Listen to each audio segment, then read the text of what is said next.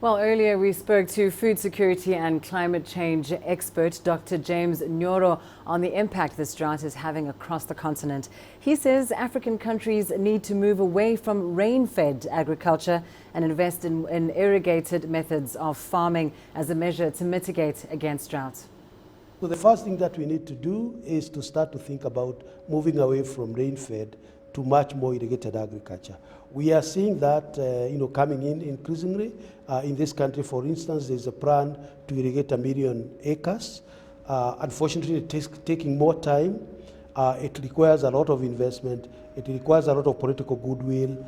The second one is to start to recognize that if you look at the African continent, whenever there is a drought in southern part of the continent, there is abundant supply in eastern or western part of the continent.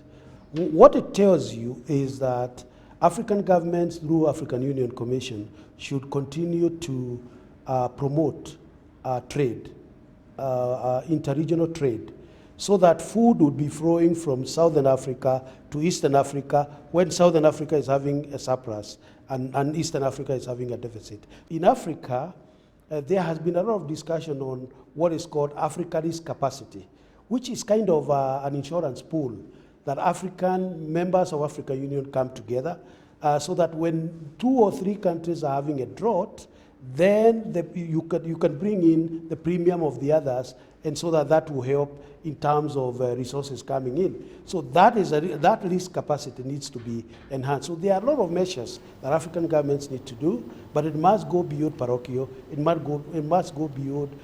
must be driven by political goodwill.